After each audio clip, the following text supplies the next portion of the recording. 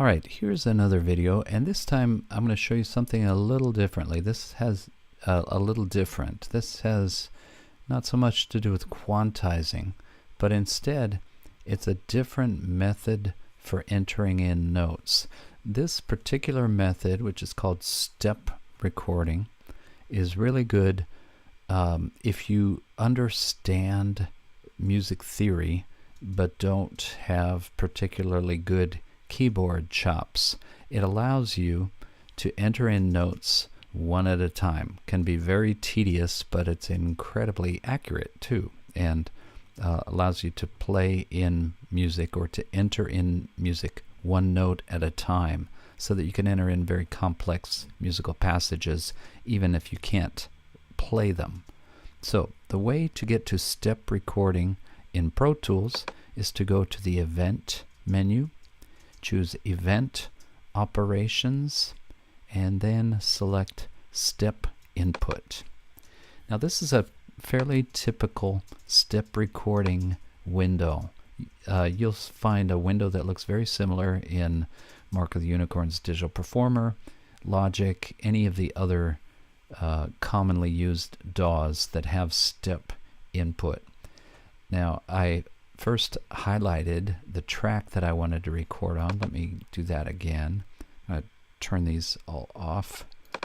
I'll click on the track that I want. I'm even going to click on this clip, which again you'll remember is nothing more than a aftertouch note message that I inserted as a placeholder. So I've selected that track, and I'm going to, well, I don't even need to record enable it. I'm going to show you how. I'm going to record enable it right from that step window.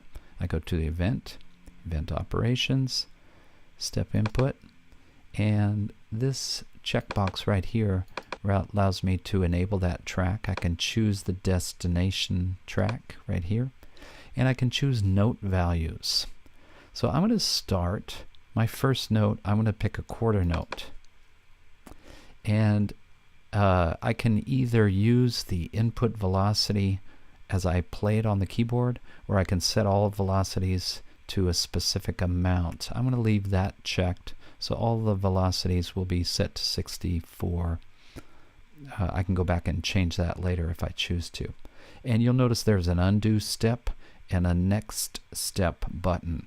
When step recording, it's really important to keep an eye on the counter and watch your song position. So I'm currently on beat 1 of measure 1, and I'm going to play in this note, and it should record a quarter note. Alright, and you notice that you heard the note and the counter moved to beat 2. This second note I want to be another quarter, but I don't want it to start right on beat 2. I want it to start an eighth note later on the and beat 2. So I'm going to select an eighth note, and to enter a rest I'll just click next step, and you notice that the counter moved, still on measure 1, still on beat 2, but it's at tick 480. Now I'll go back to a quarter and play the next note, which is going to be an E flat. And that took me to the and of beat 3. Does that make sense? I want to go ahead one more eighth note, so I'll select eighth note and choose next step. And then I'm going to enter in one more quarter on the note G. So I'm basically outlining a C minor triad. Oops, see what I did wrong? I entered in an eighth note, which is why I'm on beat 4, 480. Let's back up and fix that. Undo step. Back where I left off, I want to choose a quarter note, and then I'll play the G again. And I'm going to repeat that pattern in the second measure. So first a quarter note, eighth note, rest, back to a quarter note for the E flat, eighth note rest, and back to a quarter note for the G. And now we'll repeat the pattern once more for measure 3. selected a quarter note. We're right at the beginning of measure 3, so I'll play the C. Enter in an eighth note rest, selecting an eighth, choosing next step. Go back to a quarter, and we'll play the E flat. Now we need another eighth rest to bring us to the beginning of beat 4. So I'll select an eighth note, click on next step, and I'll go back to a quarter and play in the G. And that should finish out measure 3. And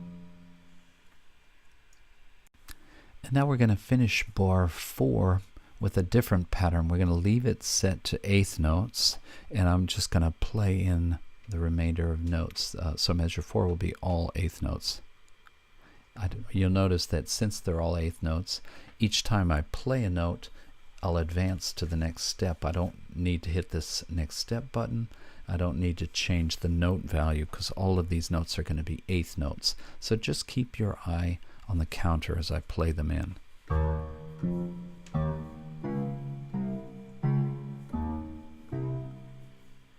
And that takes me to bar 5. I'm going to close the event operations window, and we'll listen to this bass line now. You can see it's filling up the first 4 bars. Rewind to the beginning, and let's hear it.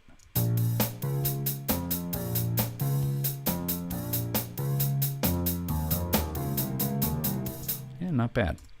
If I want to duplicate it, we've learned this in a previous lesson. Highlight the clip, Command D to duplicate it. Here we go.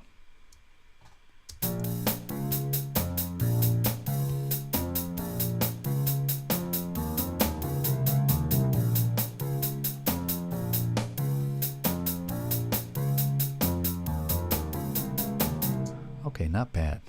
In the next clip, we'll take a look at quantizing this bass line.